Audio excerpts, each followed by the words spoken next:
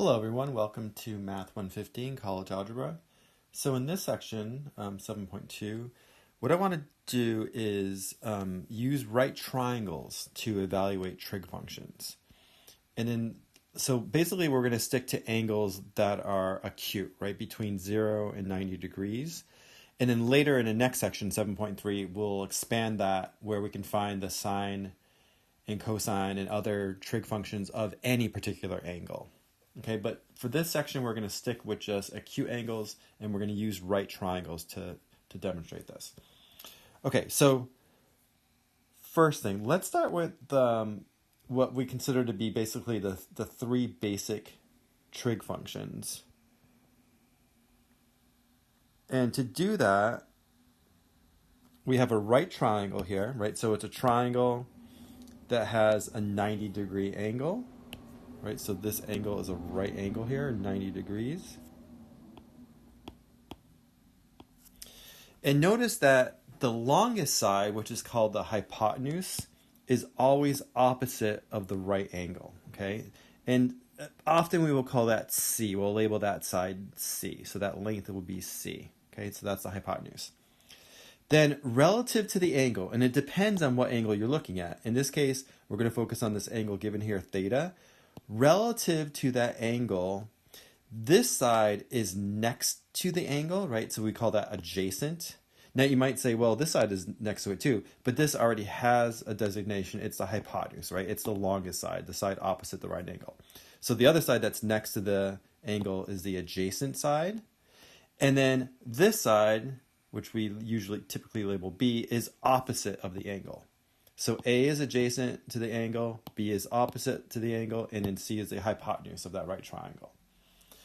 All right, so here are the relationships for basically the three basic trig functions that you should be familiar with, and then we'll talk about three more a little bit later. So the first one is sine, and by definition, the sine of the angle, so the sine of theta is equal to the ratio of the length of the opposite side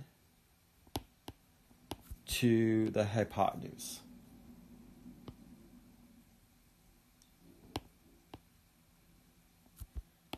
So in this case, it's going to be the length B divided by the length C, right? That ratio is sine of that angle. Whatever that angle may be, right? It might be 30 degrees or 20 degrees. Okay, whatever it is, it's going to be the length of the opposite side divided by the length of the hypotenuse, by definition. The cosine of the angle is the length of the adjacent side divided by the hypotenuse.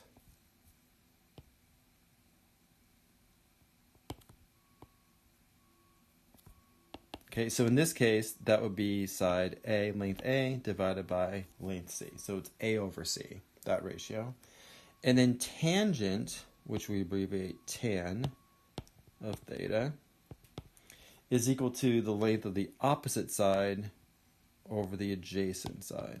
So opposite over adjacent. So in this case, this would be B over A.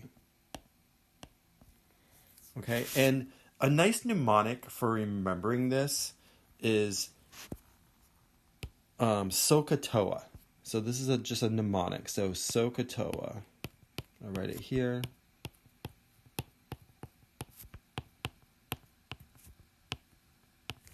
So the SO, right, reminds you that the sine is equal to the length of the opposite side over the hypotenuse, right? So that's where SO comes from. Sine is opposite over hypotenuse. The CA reminds you that cosine of the angle is the length of the adjacent side over the length of the hypotenuse, so that's CA. And then TOA reminds you that the tangent is the length of the opposite side over the adjacent side. Okay, so SOHCAHTOA, really useful. This is how I still remember all these trig functions. Okay, so given that, let's look at a couple of examples. So example 1. we have this right triangle, right? And we want to set up the following trig functions. Sine of alpha, so the angle in this case is given by this Greek letter alpha. And we want to find the sine of alpha and the tangent of alpha. Okay, so first thing, locate the hypotenuse first. Well, the hypotenuse is the longest side or the side opposite the right angle, right? So this is going to be the 17 here. I'll just abbreviate this as HYP.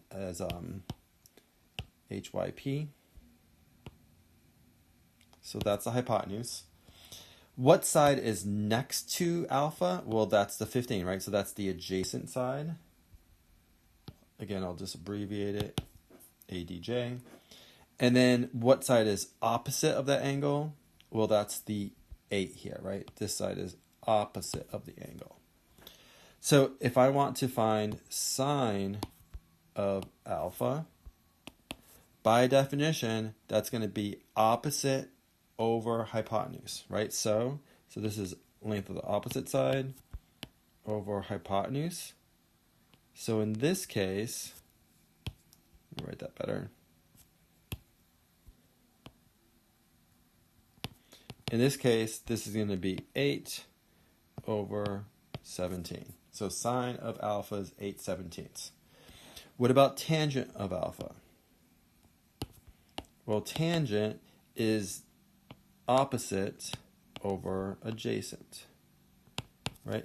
Tan of the angle is the length of the opposite side over the length of the adjacent side, TOA. So in this case, what is the opposite side? It's 8. What's the adjacent side? 15. So tan of that angle, alpha, is 8/15. And then, even though it didn't ask for it, let's do the other trig function that we just learned, cosine of alpha. That's going to be adjacent over hypotenuse, right? Ca. So in this case, this would be 15/17, right? 15 over 17.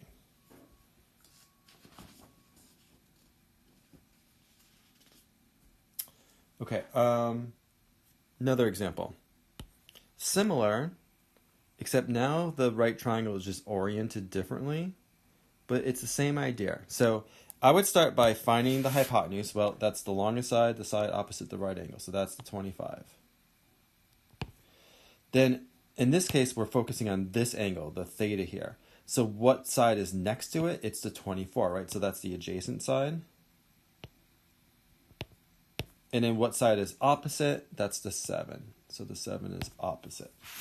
So now if I want cosine of theta, well, that's going to be adjacent over hypotenuse. So in this case, this would be 24 over 25, right? 24/25. And then the sine of the angle is going to be the opposite, right? Opposite over hypotenuse. So that would be 7/25.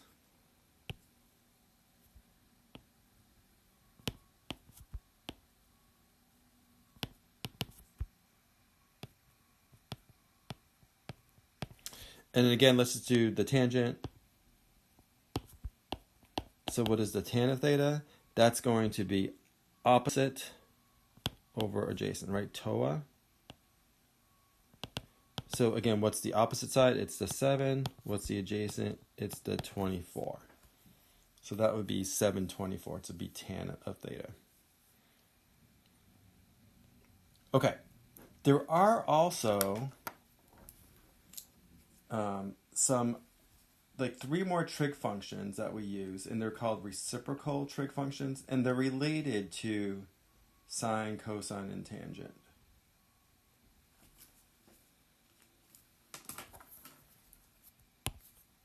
So let me mention those here, okay? So if the original trig function is sine, there's something called the cosecant. And it's we usually abbreviate it as CSC. So the cosecant of the angle is just 1 over the sine of the angle. Right? That's what I mean by reciprocal, right? You got to flip it. So the cosecant of the angle is 1 over the sine of the angle. There's a reciprocal function for cosine. It's called the secant. And we usually abbreviate it as SEC. So the secant of the angle theta is 1 over the cosine of theta. And finally, there's a reciprocal function for tangent. It's called the cotangent. We usually abbreviate it as COT of theta. And it's equal to 1 over the tangent of theta. Okay? So remember, for sine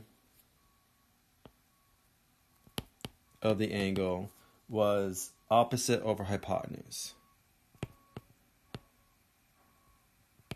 Therefore, the cosecant of the angle, which is 1 over sine, is going to flip that, right? It would be the hypotenuse over the opposite. So the length of the hypotenuse divided by the length of the opposite side. And then since cosine of the angle is adjacent over hypotenuse, then secant is going to be the reciprocal of that, right? You need to flip it. It'll be hypotenuse over adjacent. And then finally, since tangent, the original tangent of theta is opposite over adjacent, right, TOA, cotangent is going to be the reciprocal of that. It'll be the adjacent over opposite. Okay, so there are 3 new trig functions, but really they're the reciprocals of the 3 original trig functions. By the way, tangent actually it can be defined in terms of sine and cosine. So tangent of theta is the same as sine of theta divided by cosine of theta. Okay, it's the ratio of sine to cosine. Okay. So let's look at this next example. We want to evaluate each of the 6 trig functions for the angle beta in the triangle below. All right, so first thing we need to do is we need to find the length of that third side, which is the hypotenuse. So how can I do that? Basically, I can use the Pythagorean theorem, right, to find the hypotenuse. So I'll just write that here. So use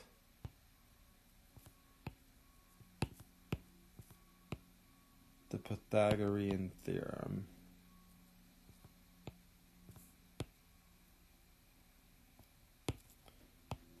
to find the hypotenuse, which we can call C if we want, right? Doesn't really matter what we call A, what we call B, what we call C. I'll just, for the legs, I'll arbitrarily call A the 56, the B the 33, and then C is typically the hypotenuse. So what's the Pythagorean theorem? Well, it says that A squared plus B squared equals C squared, or I can write this as C squared equals A squared plus B squared. So I have C then is going to be the square root of A squared plus B squared. And I don't have to worry about plus or minus because this is a length. It's a physical length of a triangle. So I'm only going to take the positive root, right? I'm not going to worry about the negative root. And then if I plug in, this is equal to the square root of 56 squared plus 33 squared. And when you work that out, you're going to get 65. So this hypotenuse, its length is 65. Okay. Knowing that, now we can figure out the 6 trig functions. So I'll start with sine of beta. Well, sine of beta is going to be opposite, because I might have labeled these different. You got to be careful. Don't always, depends on what you call A and B, it'll switch. Just think of it always as opposite over hypotenuse. So this is going to be 33 over 65. The cosine of beta is going to be the adjacent side over the hypotenuse. So 56 over 65.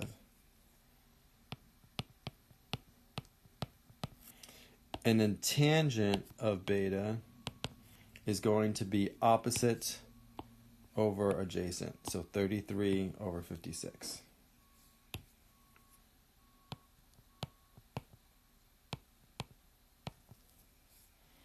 Okay, and then if I want cosecant of beta, remember that's 1 over sine, so that's going to flip the ratio for sine, right? This will be now 65 over 33. Then secant was the reciprocal of cosine, so this is going to flip it. It'll be 65 over 56. And then finally, cotangent is 1 over tangent, right? So I just want the reciprocal of that fraction, so it'll be 56 over 33, right? Instead of it being, so for sine, remember it was opposite over hypotenuse. Cosecant is going to be hypotenuse over opposite. For cosine, it's adjacent over hypotenuse. For secant, it's going to be hypotenuse over adjacent, right? It flips. Tangent is opposite over adjacent. This is cotangent. Should be a T here. Cotangent is going to be adjacent over opposite, right? Instead of opposite over adjacent, it's adjacent over opposite. So they just switch. Okay, let's solve one triangle, and then we'll do some applications involving right triangle trigonometry. Okay, so let's solve this triangle. Solving a triangle means find the missing angle and then find the values for the missing sides. That's what we mean by solving the triangle. Okay, so first thing, let's start with the angle, the missing angle here. I'll call it phi or something like that. So how do I find phi? Well, I know that for a triangle,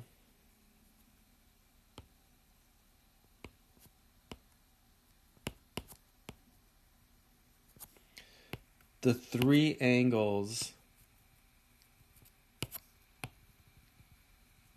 add to 180 degrees. But because it's a right triangle, I already have this 90-degree angle here. So that means the other two angles must add to 90 degrees. Right? So another way of saying this is I can say 80 plus the unknown phi must equal 90 degrees. Right? These are really degrees. And then how do I solve for phi? I can subtract 80 from both sides.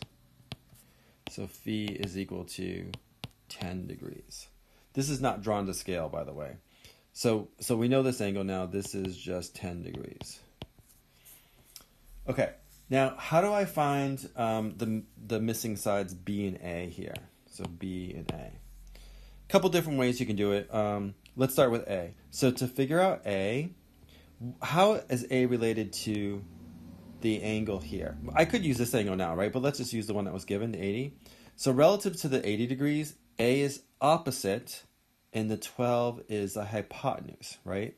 So we know that what trig function relates opposite and hypotenuse? That's sine, right? So we know that sine of 80 degrees must equal the length of the opposite side, A, over the hypotenuse, 12. And then to solve that for A, I need to multiply both sides by 12.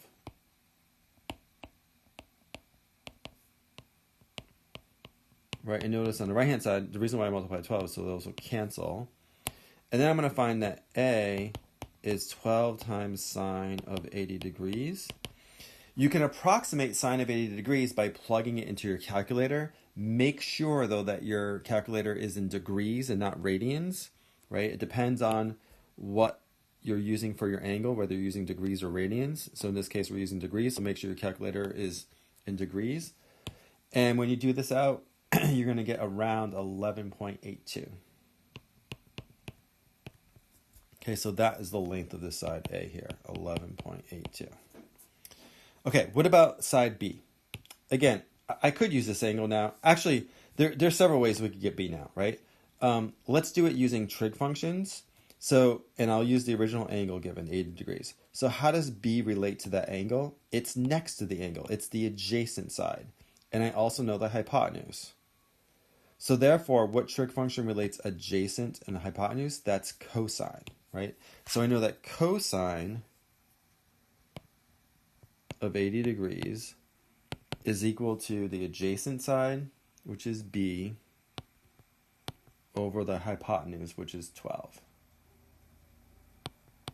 And then to solve for B, I need to multiply both sides by 12. So I have 12 times cosine of 80 is equal to B over 12 times 12. So 12's cancel. And I get what I want. B equals 12 times cosine of 80.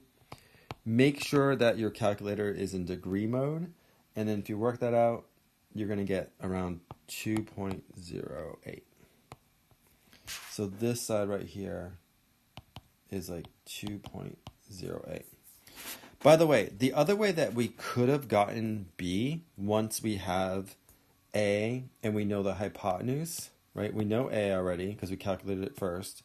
We know the hypotenuse, right? So we know C. If you want, you can call this C. Another way of getting B is I could use Pythagorean theorem again, right? I know that A squared plus B squared is equal to C squared. And now I want to solve for B, so I would subtract A squared from both sides. So I'm going to get B squared is equal to C squared minus A squared. And then if I take the square root of both sides, and I'm just going to take the positive root again because I know this represents a length. And if you do that, right, I'm going to have 12 squared minus 11.82 squared.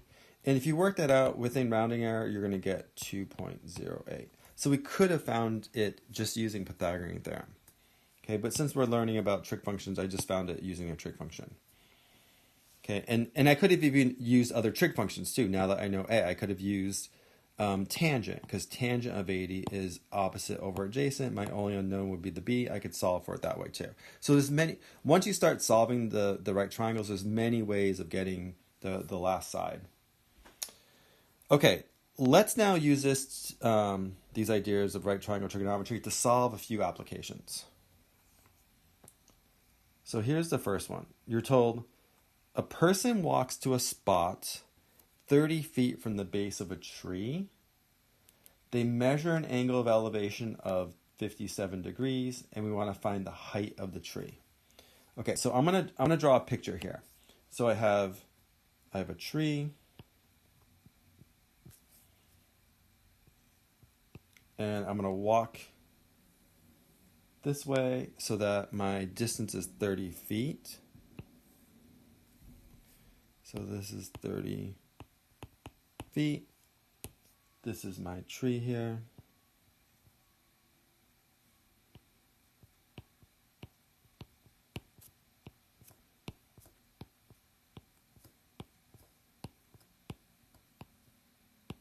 Something like that.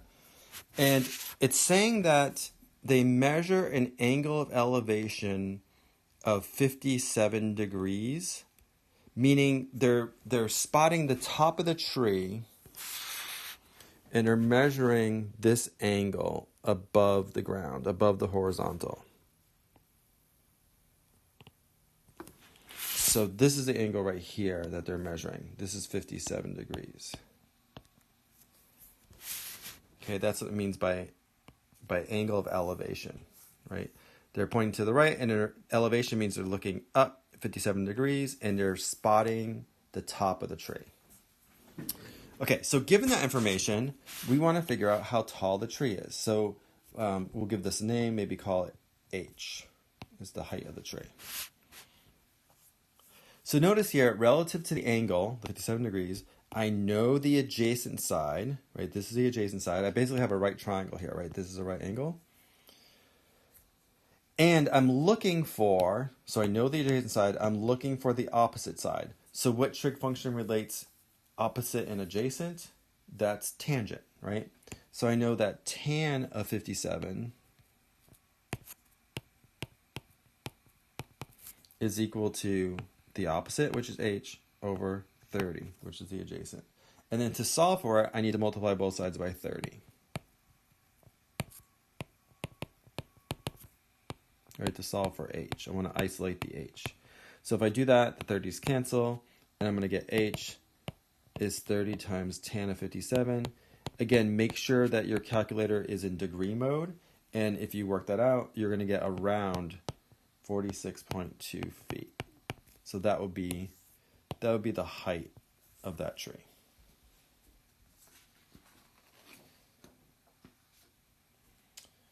Okay, couple more examples, more applications.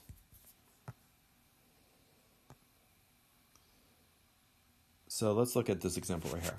How long of a ladder is needed to reach a windowsill 50 feet above the ground?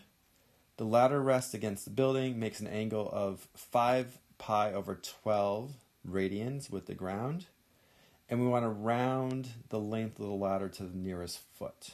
Okay, so again, let's draw a picture. Here is the wall. Let's say, right, here's the ground. And let's say the windowsill is somewhere right there. And we have a ladder. I'll do the ladder in red. Right, it's resting up against the wall, like let's say right below the windowsill. And we know that this angle right here, we're given this angle is 5 pi over 12 radians.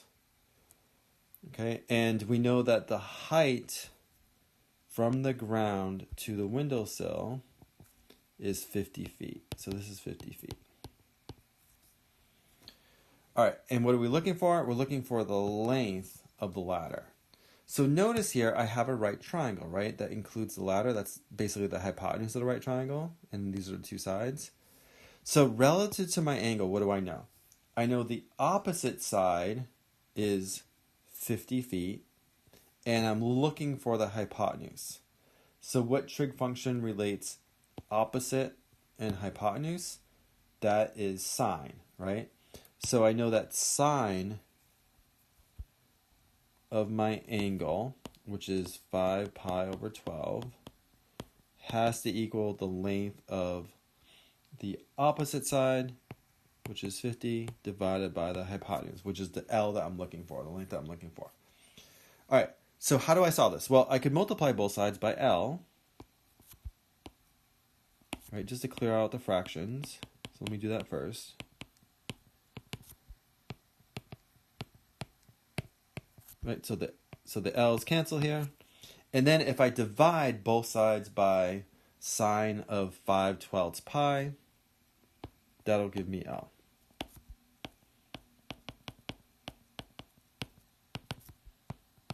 Right, so I have to, because I want L by itself. So I want 1L, so I'm going to divide by 5/12 pi, both sides. Whatever you do to one side, has to do to the other side. Okay, so that means L here is going to equal 50 divided by sine of 5 pi over 12, or 5/12 pi. 5/12 pi radians, right? And you can work this out, but here you have to be careful. Because the angle is now in radians, you have to make sure that your calculator is set up to calculate in radians. If you do that, right, make sure it's set up, you're going to get around 51.76 feet. They want us to round to the nearest foot, so this is about 52 feet. That would be the length of that ladder, okay? The other way that you could do this, and I know myself, I'm not as, even though it's super important to know what radians are and how to use them.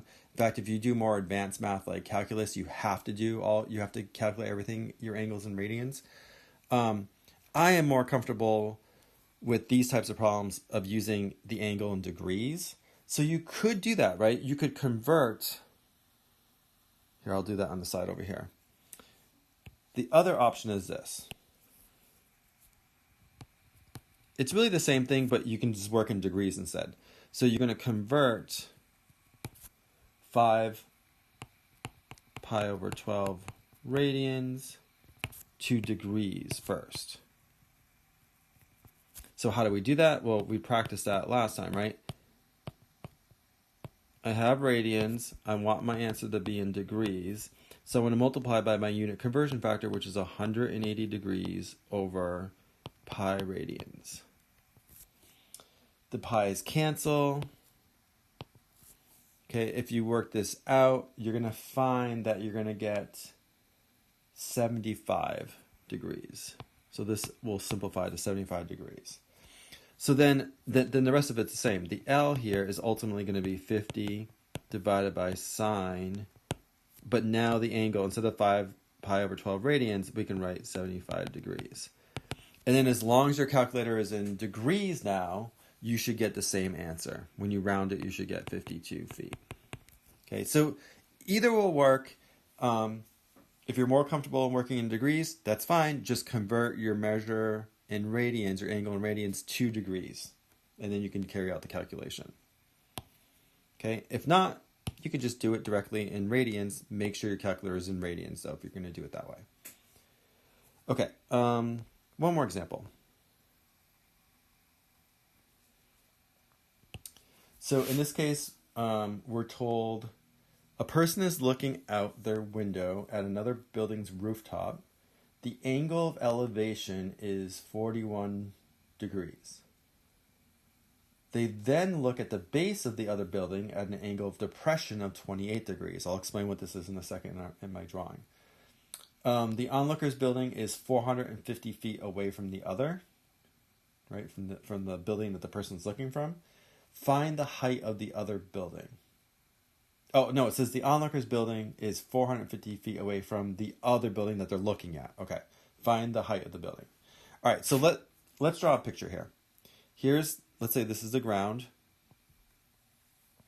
Here's the onlooker's building. Okay, and they're looking out of a window. I'll just draw the window right there. They're looking at another building over here somewhere. I'll just draw it as a line, right? But it's a building. And when they look at the top of the building, the rooftop, the angle of elevation is 41 degrees. What does that mean? It means the angle above the horizontal. So that if I go counterclockwise here, above the horizontal, this angle, I'm looking at the top of the building here, this angle is 41 degrees. By the way, I'm not drawing this to scale. And then the angle of depression, so now if I start at the horizontal and I look below, I'm looking at the base of the building now, and the angle of depression, so when I look at the base here, this angle, we're told, is 28 degrees. Okay, and ultimately, I want to find the height of the building. I want to find this height here, this h. Okay, and the other thing I'm told, let me make this clear. This is a building here, something like this. So there's my building. I'm also told that the distance from the building that I'm looking from to the building I'm looking at is 450 feet. Okay, so the question is, how could I find the height of that building? Well, I can't do this in one step, but I could split it up into several steps. I could find, since I know this length right here, right? This is 450 feet. I could find, using trig, I could find this height just from there to there. I'll call that like y, actually I think in my notes I call it y2. And I could find this height from there to there, call it y1. And then I know ultimately to find h, that's going to be y1 plus y2, right? If I add those two pieces together, I'm going to get the total height of the building. Okay, why is it easy to find y1 and y2? Because these are just going to be right triangles. And I'm going to know the length of, one side will be unknown, but I know the length of another side, and I know the angle. So I can actually solve for that unknown length there. So here, I'm going to draw this separately. I'll start with the y1. It comes from this right triangle. So this is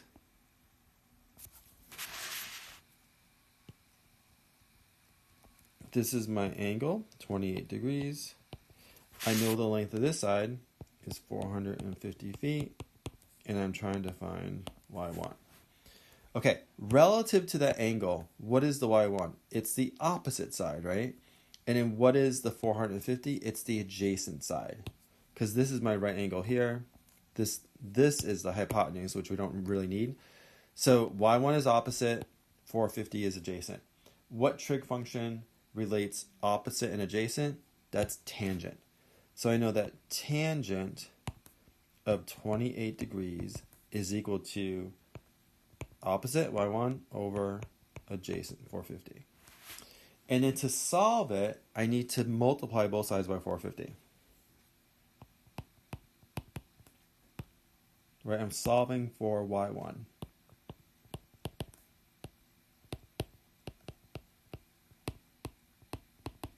Four 450s cancel, and I'm going to get y1 is 450 times tan of 28 degrees. And if you work that out, it's 239.27.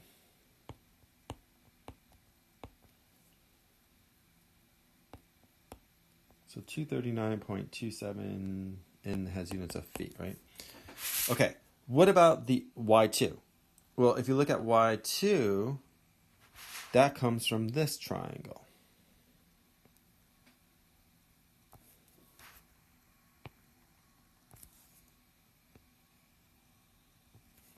Right, where this is my right angle. This angle is given as 41 degrees. That was the angle of elevation. This is still 450 feet. And this is the unknown I'm looking for, y2. Okay, so relative to this angle, y2 is opposite. 450 is adjacent again. So again, I'm going to use tangent. Right, so I know that tan of 41 degrees equals y2 over 450. If I multiply both sides by 450 to clear out the fractions, so